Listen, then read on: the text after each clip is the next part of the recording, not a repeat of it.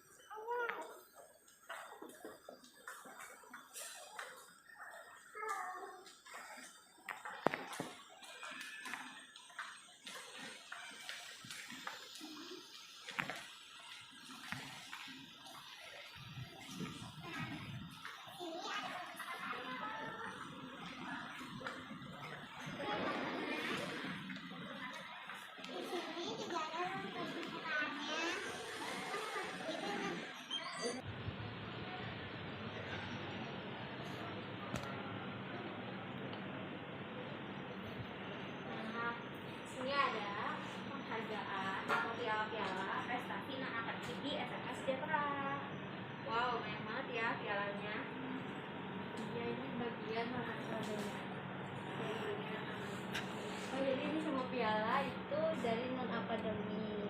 Banyak ya, keren-keren. Ya, ini lagi. Dan ini ada ruang guru.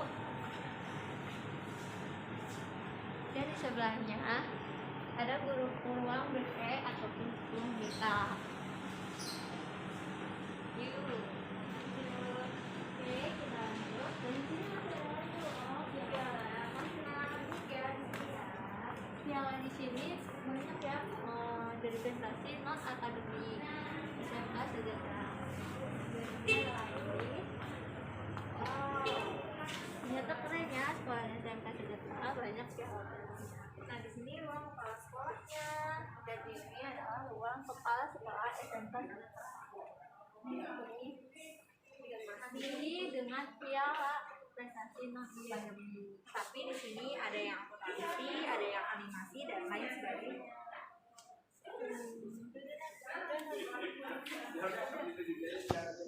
Assalamualaikum warahmatullahi wabarakatuh. Saya Cairani Septiana dari semester 5 Pendidikan Ekonomi Universitas Muhammadiyah Prof. Dr. Hamka. Kali ini saya akan mewawancarai kepala sekolah atau wakil kepala sekolah yang ada di SMK Sejahtera. Mohon maaf Pak, kali ini saya akan mewawancarai Bapak. Nanti saya akan memberikan pertanyaan, dan mohon maaf juga saya izin Bapak untuk perkenalkan diri Bapak. Baik, terima kasih Anda Herani. Salam kenal pada mahasiswa Universitas Dr. Hamka. Perkenalkan, nama Bapak Rahmadi Al-Muflisan, MSI. Bapak diberikan tanggung jawab di SMK Sejahtera sebagai wakil kurikulum untuk bisa mendampingi siswa-siswi SMK Sejahtera belajar di SMK Sejahtera. Kemudian dari SMK Sejahtera ini kita memiliki 3 jurusan program studi. Yang pertama yaitu administrasi perkantoran, kemudian yang kedua ada akuntansi dan keuangan lembaga, yang ketiga ada multimedia. Mungkin seperti itu kisaran dari SMK Sejahtera sendiri. Oke, terima kasih Pak. Baik Bapak Rahmadi, saya izin mewawancarai ya Pak. Pertanyaan yang pertama, Ya, silakan. bagaimana karakteristik umum peserta didik yang ada di SMK Sejahtera? Baik, untuk karakteristik umum dari siswa-siswi kami, SMK Sejahtera ini basicnya SEMEA, ya. Jadi SEMEA itu sekolah menengah ekonomi. Jadi kita jurusannya di perkantoran dan akuntansi. Baru sekitar 2014 kita dari buka jurusan teknik di multimedia. Jadi mayoritas siswa kita ini perempuan. Jadi karena sekitar 75% perempuan, seperti itu.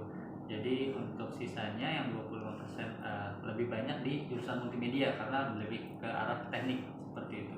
Nah, kemudian karakteristik yang kedua mungkin dari kami, sistem pembelajaran sekolah kami ini SMK itu kan lebih fokus terhadap praktek masuk ke dunia kerja. Jadi kalau mungkin yang mau kuliah kan biasanya kan dari SMA.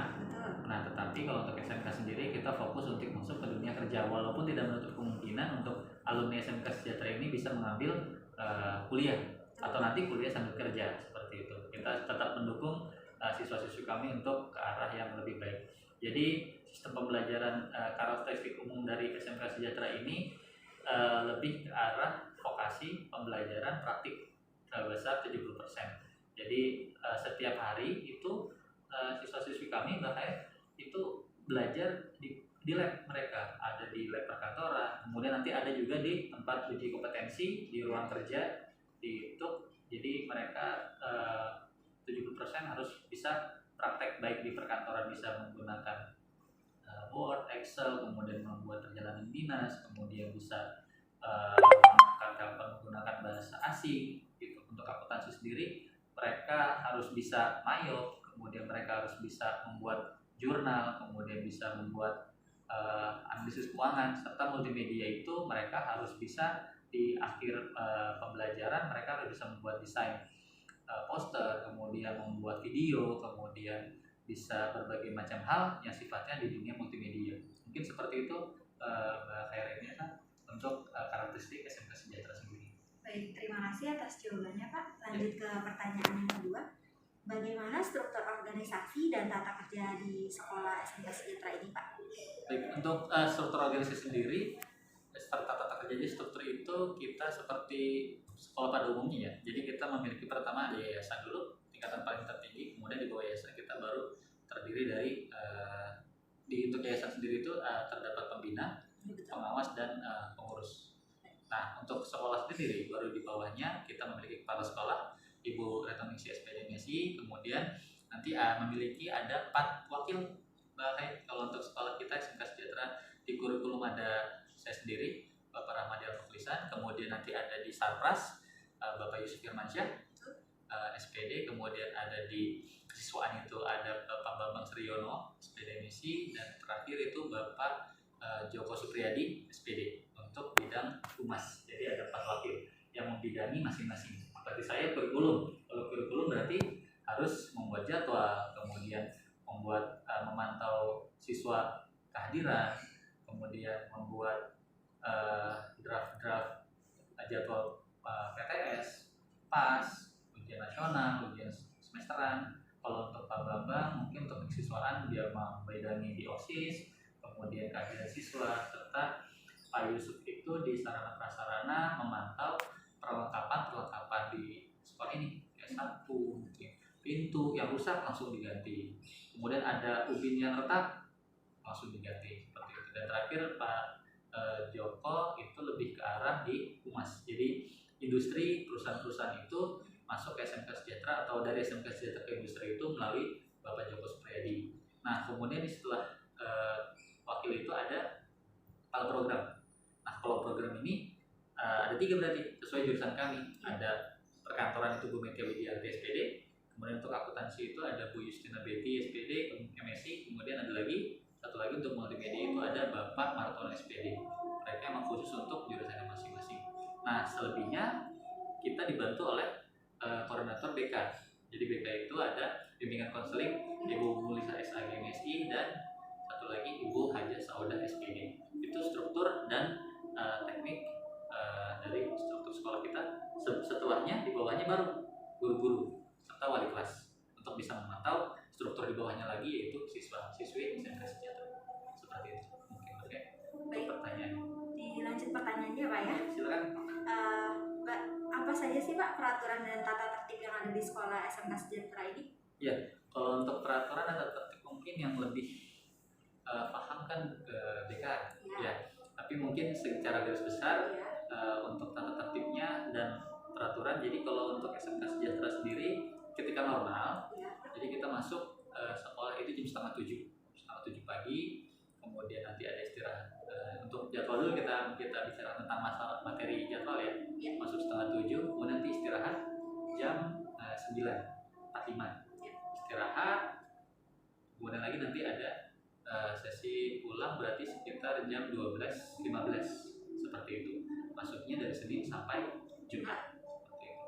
Kemudian untuk peraturan sendiri di seragam di SMK Sejahtera itu Senin Selasa, Senin itu putih abu-abu, jadi bajunya itu putih abu-abu, Selasa produktif, hari Rabu pramuka, hari Kamis itu batik, hari Jumat itu pakaian Betawi. Untuk sepatunya ada 2.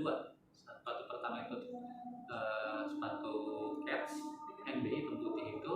Nah untuk pantofel itu kita pergunakan di hari Selasa. Jadi Selasa itu khusus untuk produktif itu yaitu pakaian kerja berarti ya. Iya. Jadi mereka untuk siap kerja produktifnya.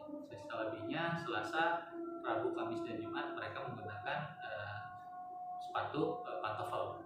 Tapi untuk pantofel sendiri kita harus wajibkan hitam. Jadi tetap kita seragamkan.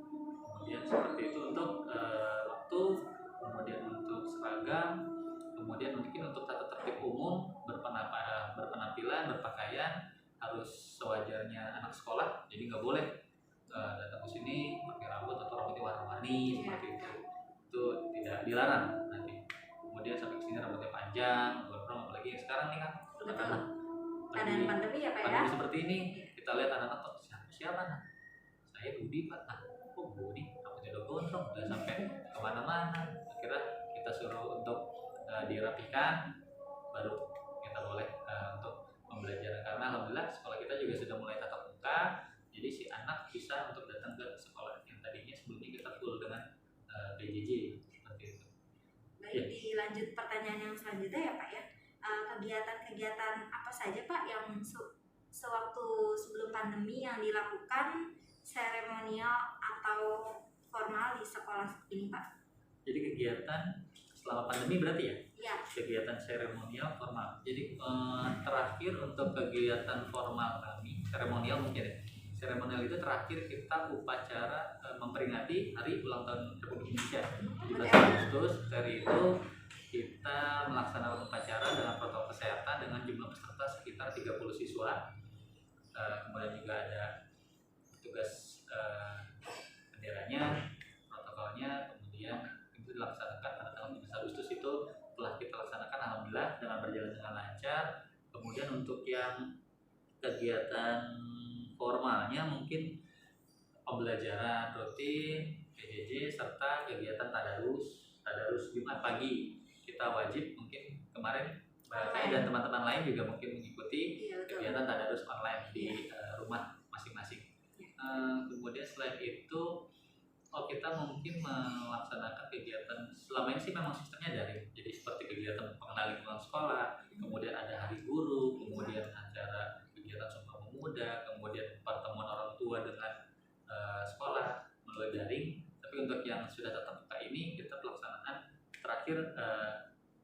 nanti hari 17 Agustus. Dilanjut lagi ya Pak ya. Iya, silakan. Kegiatan-kegiatan rutin selama pandemi yang berkaitan dengan kurikuler atau kokurikuler dan ekstrakurikuler itu apa saja Pak? Baik, kalau untuk yang ekstrakurikuler memang sangat ini ya, sangat berdampak sekali ya. Iya. Apalagi kalau misalkan untuk yang sifatnya fisik, olahraga, basket, voli, kita ada sekitar 25 ekstrakurikuler, tapi semuanya ketika pandemi datang semua berhenti. Iya. Seperti itu. Oh berarti sudah tidak berjalan ya Pak ya? Tidak berjalan di awal-awal pandemi tahun pertama, tapi di tahun kedua ini kita mulai. Tapi waktu di awal-awal pertengahan kita sudah mulai juga ekstrakurikuler yang sifatnya bisa dilaksanakan secara PJJ gitu ya. Misalkan seperti rohani Islam, Iya. itu kita laksanakan setiap. Kalau untuk rohani Islam sendiri untuk SMK Sejahtera itu untuk ekstrakurikuler khusus, jadi setiap anak wajib mengikuti. Jadi ekstrakurikuler khusus itu. Kemudian nanti ada Sunday meeting bahasa Inggris itu lewat online. Kemudian ada bahasa Arab, bahasa Inggris kita masukkan ke dalam ekstrakurikuler. Kemudian ada ekstrakurikuler mungkin KIR, karya remaja, itu kita masukkan ke dalam sistem pembelajaran online. Tapi selebihnya mungkin karena memang harus dilaksanakan praktek seperti paskibra, Iya betul. kan nggak mungkin kan Iya. lewat online kamu ngerek bendera di rumah Iya. atau baris dari rumah di video itu kan agak sulit. Iya. Mungkin kalau hanya pengertian sih bisa, tapi kalau untuk langsung praktek mungkin agak sulit. Tapi mungkin kalau SMK Sejahtera sendiri ekstrakurikuler yang berjalan kita ada beberapa yang sudah berjalan tadi seperti tadi contoh yang sudah saya sebutkan. Baik. Seperti itu Mbak Kay. Baik, dilanjut ya Pak. Pertanyaan yang terakhir, praktik-praktik apa saja atau kebiasaan positif yang sering dilakukan di SMK Sejahtera ini Pak? Untuk yang pasti untuk praktek kebiasaan positif itu 5S, senyum salam, sopan santun, sapa ya. Seperti 5S, tetapi lebih dari 5S itu sendiri sudah pasti ketika dari masuk sekolah saja sisi positifnya sudah harus kita tanamkan. Jadi karakter dari siswa tersendiri. Masuk ke dalam sekolah kita sudah Bapak Ibu guru sudah ada yang menjaga di pintu masuk tiket kita, jadi menghormati orang tua, kemudian juga ketika datang harus tepat waktu, disiplin waktu, menghormati orang tua, seperti itu. Kemudian nanti seperti tadi saya bilang kita harus ada tadarus, kemudian ada sholat duha berjamaah untuk segi nilai-nilai keagamaan. Kemudian nanti ada lagi poin-poin humanis, kemudian saling berkomunikasi dengan teman, kemudian juga kita tingkatkan sistem pembelajaran kita ini sifatnya ke dalam pembelajaran yang kognitif dengan pembelajaran yang menggunakan metode-metode kurikulum 2013, baik dari inquiry, problem based learning atau project based learning. Jadi yang sifatnya membuat mereka bekerja sama dengan teman dan menyelesaikan sebuah studi kasus. Jadi tidak hanya teori 2 tambah 2 sama dengan 4 matematika. Tapi kalau misalkan di SMK Sejahtera sendiri, mungkin di sekolah-sekolah lain juga setelah kita menggunakan kurikulum 2012 itu, bahkan sekarang nanti ada kurikulum baru mungkin Mbak Yunisa, kita ada nanti kurikulum pusat keunggulan seperti itu. Jadi di sana jadi tidak hanya 2 tambah 2 sama dengan 4, tapi harus ada 2 buah kelereng ditambah 3 buah kelereng jadi 5 kelereng. Tapi nanti ditingkatkan lagi ketika Budi seperti membeli kelereng, kemudian si Ani membeli kelereng berapa. Tapi nanti ditingkatkan lagi terus sampai sifatnya sekitar C4. Jadi langsung menganalisis sebuah studi kasus. Jadi ketika Budi, jadi langsung nih kalau di SMK Sejahtera, Budi memiliki perusahaan seperti itu.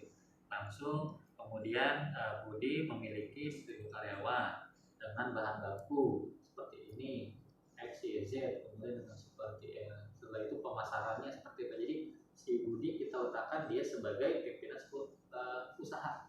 Jadi tidak hanya teori lagi 2 tambah 3 berapa, sebenarnya tidak. Tapi Budi memiliki sebuah. Nah, nanti di situ dari sisi matematikanya apa, dari sisi bahasa Inggrisnya membuat sudah menjalankan bahasa Inggris, kemudian menggunakan resep bahasa Inggris, kemudian membuat surat berbahasa Inggris, kemudian nanti di situ ada apa lagi? Di situ ada sisi kewirausahaannya. Kemudian di situ ada sisi, jadi seluruh materi pembelajaran itu ada di dalam satu kasus seperti itu.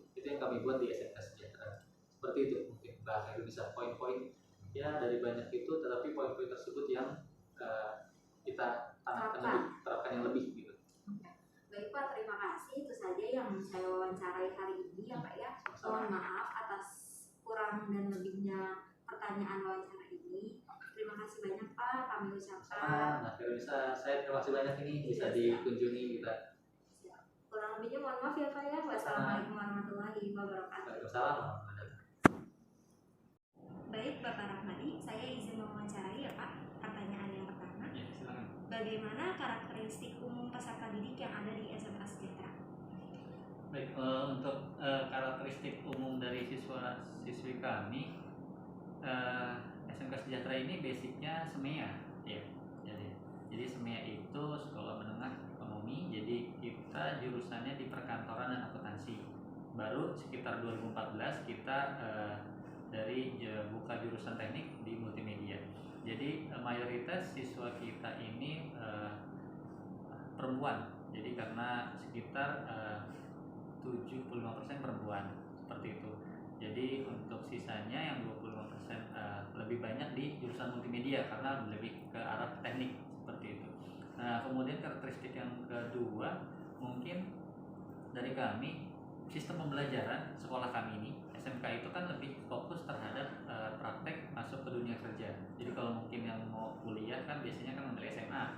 Nah, tetapi kalau untuk SMK sendiri kita fokus untuk masuk ke dunia kerja, walaupun tidak menutup kemungkinan untuk alumni SMK Sejahtera ini bisa mengambil kuliah atau nanti kuliah sambil kerja seperti itu. Kita tetap mendukung siswa-siswi kami untuk ke arah yang lebih baik. Jadi sistem pembelajaran karakteristik umum dari SMK Sejahtera ini lebih ke arah vokasi pembelajaran praktik sebesar 70%. Jadi setiap hari itu siswa-siswi kami bahkan itu belajar di lab mereka, ada di lab perkantoran, kemudian nanti ada juga di tempat uji kompetensi di ruang kerja di itu.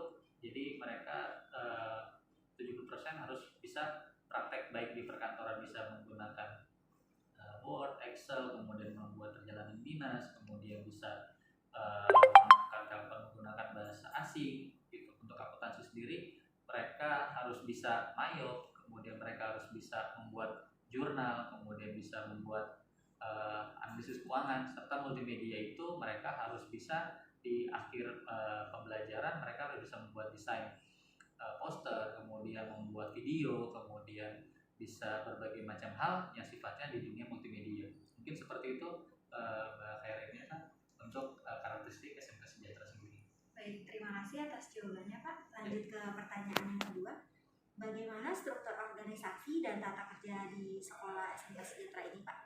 Baik, untuk struktur organisasi sendiri, serta tata kerja struktur itu kita seperti sekolah pada umumnya ya. Jadi kita memiliki pertama ada yayasan dulu, tingkatan paling tertinggi, kemudian di bawah yayasan kita baru terdiri dari untuk yayasan sendiri itu terdapat pembina, pengawas dan pengurus. Nah, untuk sekolah sendiri baru di bawahnya kita memiliki kepala sekolah Ibu Retnoningsi SPD Messi, kemudian nanti memiliki ada 4 wakil.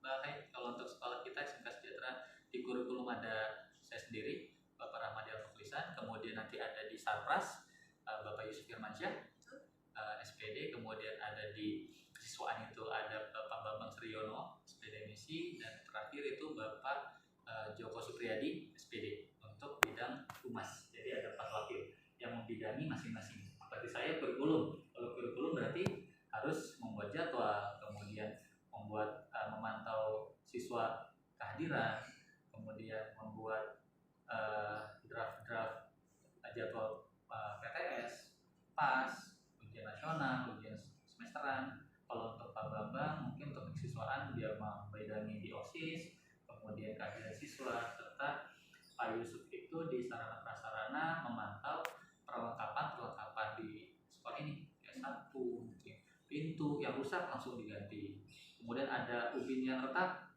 langsung diganti seperti itu. Dan terakhir Pak Joko itu lebih ke arah di humas. Jadi industri perusahaan-perusahaan itu masuk ke SMK Sejahtera atau dari SMK Sejahtera ke industri itu melalui Bapak Joko Supriyadi. Nah, kemudian setelah wakil itu ada kepala program. Nah, kalau program ini ada 3 berarti sesuai jurusan kami. Ada perkantoran itu Bu Metia Widiarti SPD, kemudian untuk akuntansi itu ada Bu Justina Betty SPD MSI, kemudian ada lagi satu lagi untuk multimedia itu ada Bapak Martono SPD. Mereka emang khusus untuk jurusannya masing-masing. Nah selebihnya kita dibantu oleh koordinator BK. Jadi BK itu ada bimbingan konseling Ibu Mulisa SAG MSI dan satu lagi Ibu Haja Saudah SPD. Itu struktur dan teknik dari struktur sekolah kita.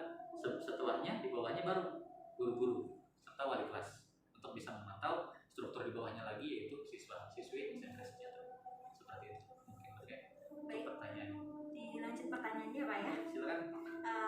Mbak, apa saja sih Pak peraturan dan tata tertib yang ada di sekolah SMK Sejahtera ini? Ya, kalau untuk peraturan dan tata tertib mungkin yang lebih paham kan ke BK ya. Tapi mungkin secara garis besar untuk tata tertibnya dan peraturan. Jadi kalau untuk SMK Sejahtera sendiri ketika normal, jadi kita masuk sekolah itu jam setengah 7 pagi, kemudian nanti ada istirahat. Untuk jadwal dulu kita bicara tentang masalah materi jadwal ya. Masuk setengah 7, kemudian nanti istirahat jam 9.45. Istirahat, kemudian lagi nanti ada sesi pulang berarti sekitar jam 12.15 seperti itu. Masuknya dari Senin sampai Jumat seperti itu. Kemudian untuk peraturan sendiri di seragam di SMK Sejahtera itu Senin Selasa, Senin itu putih abu-abu, jadi bajunya itu putih abu-abu, Selasa produktif, hari Rabu pramuka, hari Kamis itu batik, hari Jumat itu pakaian Betawi. Untuk sepatunya ada 2. Sepatu pertama itu sepatu cats NB hitam putih itu. Nah untuk pantofel itu kita pergunakan di hari Selasa. Jadi Selasa itu khusus untuk produktif itu yaitu pakaian kerja berarti ya. Iya. Jadi mereka untuk siap kerja produktifnya. Selebihnya Selasa, Rabu, Kamis dan Jumat mereka menggunakan sepatu pantofel. Tapi untuk pantofel sendiri kita harus wajibkan hitam. Jadi tetap kita seragamkan. Kemudian seperti itu untuk waktu, kemudian untuk seragam, kemudian mungkin untuk tata tertib umum berpenampilan, berpakaian harus sewajarnya anak sekolah. Jadi nggak boleh datang ke sini pakai rambut atau rambutnya warna-warni seperti itu.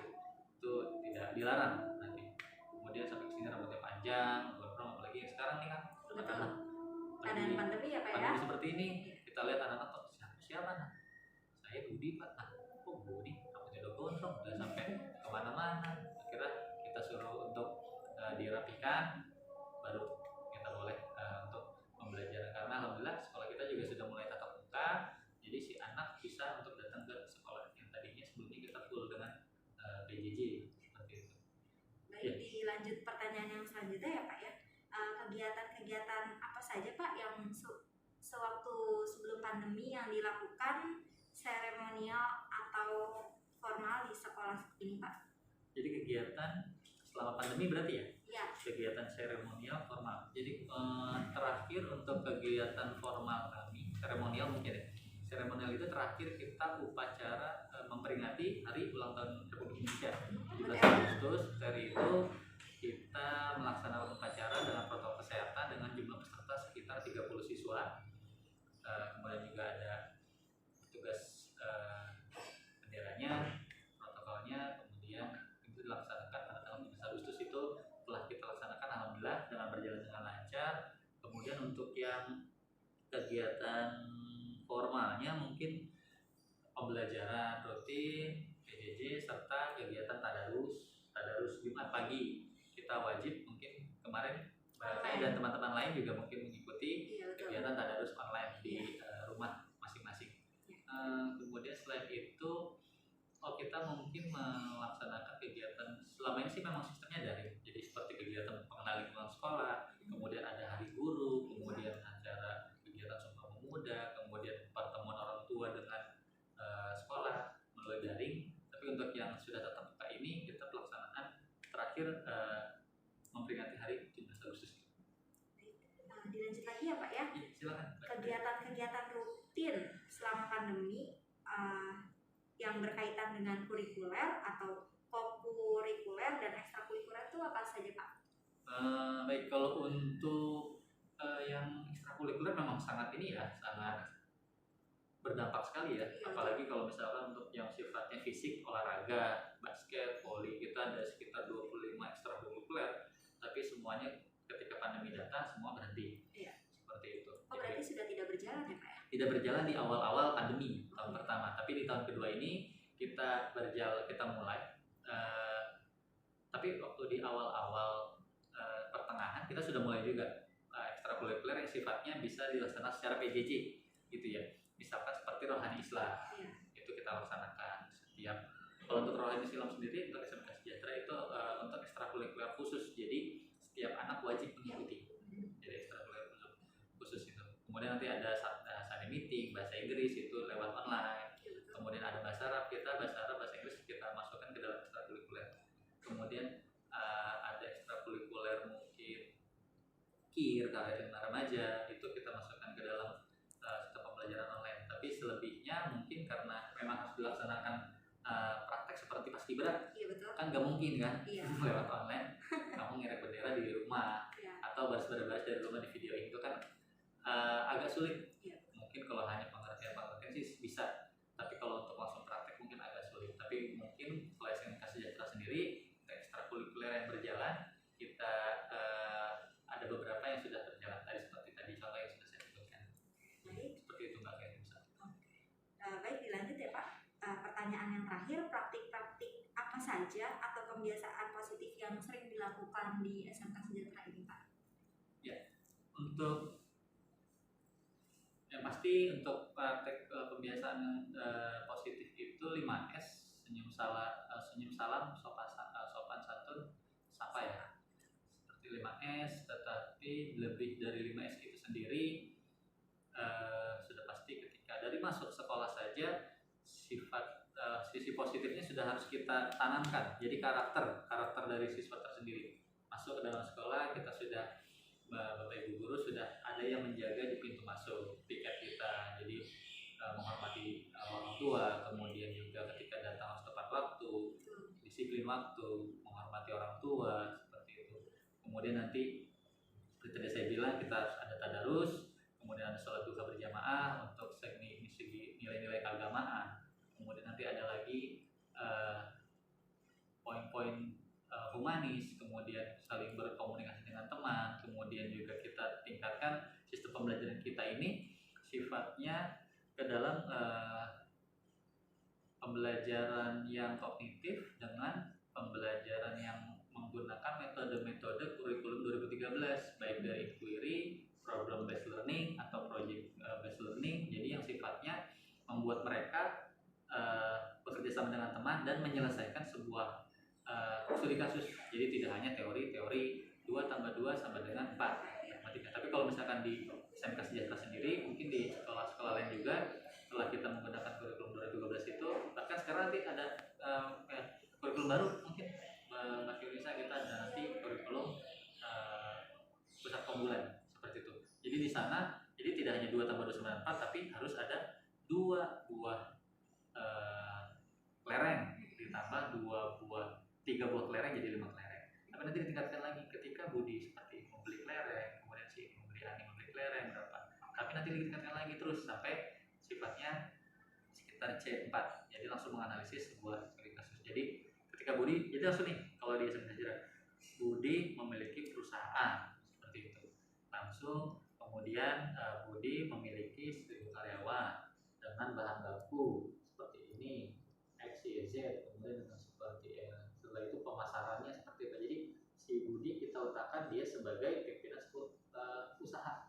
Jadi tidak hanya teori lagi 2 tambah 3 berapa, seperti tidak. Tapi Budi memiliki sebuah, nah nanti di situ dari sisi matematikanya apa, dari sisi bahasa Inggrisnya membuat apa, sudah berjalan dengan bahasa Inggris, kemudian menggunakan aksesoris bahasa Inggris, kemudian membuat surat berbahasa Inggris, kemudian nanti di situ ada apa lagi? Di situ ada sisi kewirausahaannya, kemudian di situ ada sisi, jadi seluruh materi pembelajaran itu ada di dalam satu kasus seperti itu. Itu yang kami buat di SMK Sejahtera.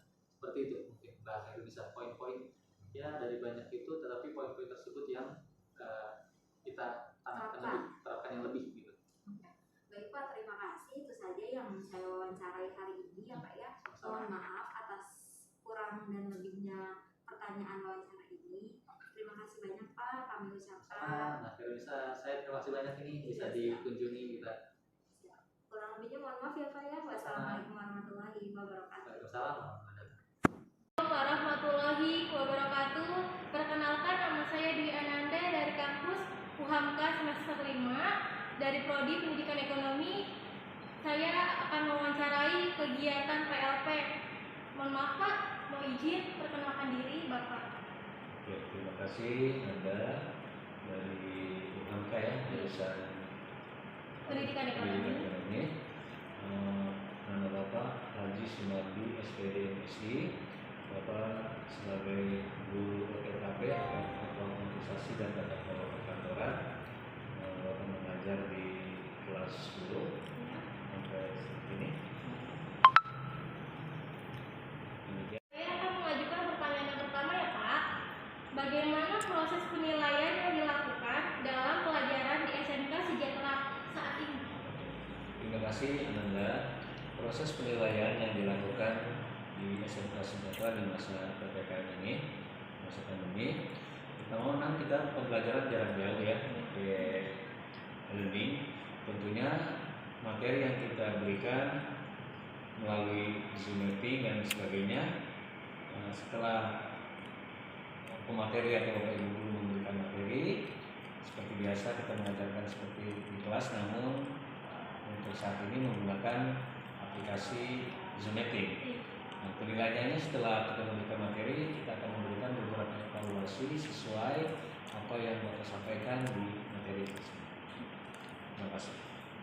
Terima kasih Bapak atas jawaban yang pertama. Selanjutnya pertanyaan yang kedua ya Pak. Ya, Bagaimana motivasi siswa selama pembelajaran di SMK Sejahtera? ya, terima kasih.